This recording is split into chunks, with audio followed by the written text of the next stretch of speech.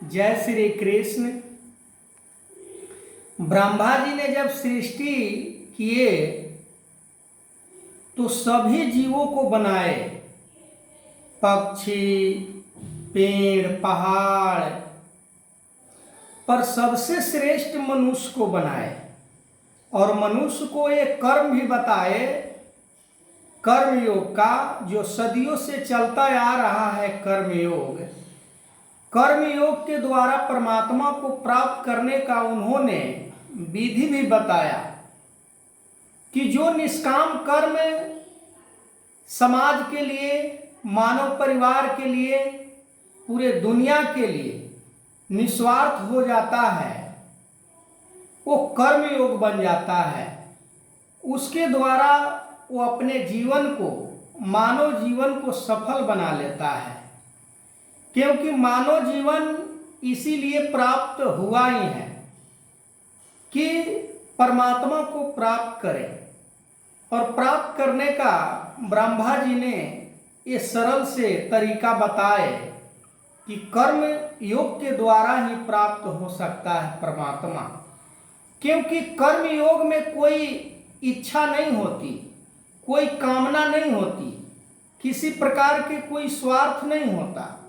वो केवल दूसरों को हित में काम आने का ही नाम कर्म योग है। दूसरों को भला करने के लिए, दूसरों को ऊंचा दिखाने के लिए, दूसरे को मान सम्मान देने के लिए, दूसरे को अपना परिवार के हिस्सा समझने के लिए, ये सारे कर्म जो हैं ये कर्म योग हो जाते हैं। और कर्म योग जब बनता है तो परमात्मा अटेंडम प्रसन्न हो जाते हैं, क्योंकि परमात्मा को प्राप्त करने का ऐसे भी बताया जाता है कि प्रेम ही परमात्मा है। सत्यम शिवम सुंदरम, सत्य आचरण करना, सत्य व्यवहार करना, सत्य के साथ रिश्ता जोड़ना। अब प्रश्न उठ सकता है कि क्या संसार सत्य नहीं है? तो संसार के बारे में जानते भी हैं और लिखा धर्म शास्त्रों में भी वर्णित है कि ये संसार पल पल परिवर्तनशील है। एक पल भी बिना परिवर्तित हुए बगैर नहीं रहता।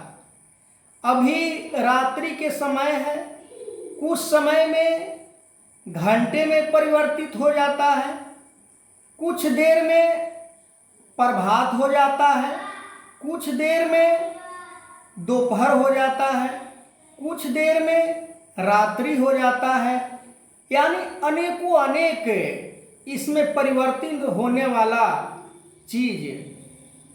यदि हम बात करें सूर्य, चांद, सितारे, धरती, आग, पानी, जीव, आकाश, वायु, ये सभी के अंदर परिवर्तित होता है, सभी बदलते हैं, सभी के अंदर बदलाव हो रहा है।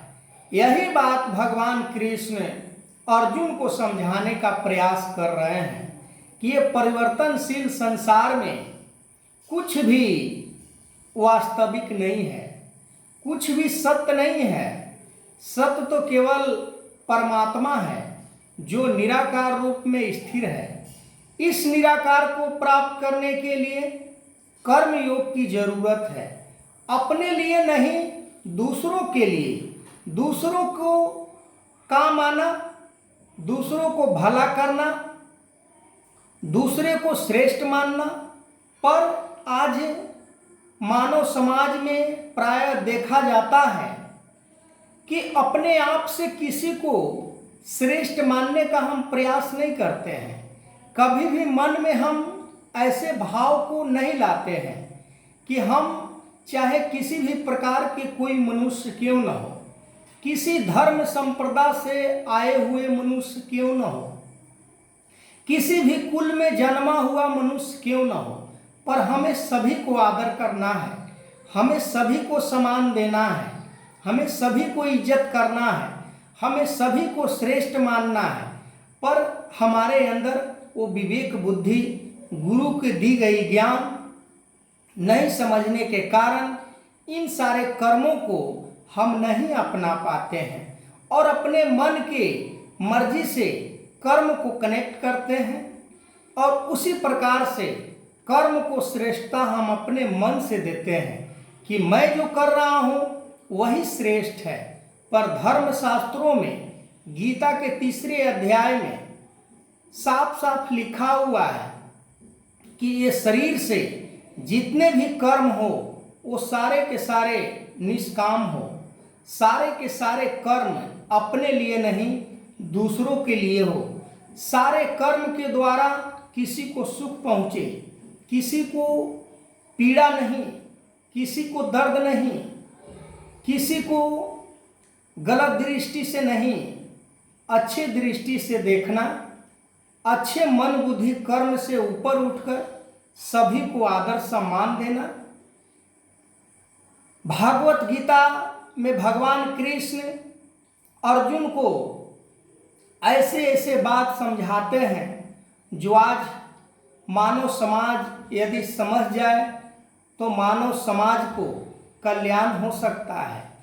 मानव समाज आज जो इतना बिखरा पड़ा है, इतना बटे हुए है, इतना अलगाववादी है, इतना धरनाएं है, इतना भिन्नता है, इतना दूरिया है, वो सारे के सारे समाप्त हो जाते हैं, हो सकते हैं, हो जाएंगे इन सारी विधियों को अपनाने से।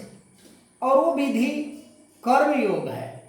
कर्मयोग में यदि प्राणी विचरण करता है तो स्वयं परमात्मा के अंदर विचरण करता है। ऐसे तो पूरे संसार ही परमात्मा के अंदर विचरण करता है, पर भगवान कृष्ण भागवत गीता में फरमाते हैं कि जो मुझे नहीं जानता है मैं उसे नहीं जानता हूँ। सभी भूतों में मैं व्याप्त हूँ, पर मुझे जो नहीं जानता मैं उसे नहीं जानता हूँ अर्जुन।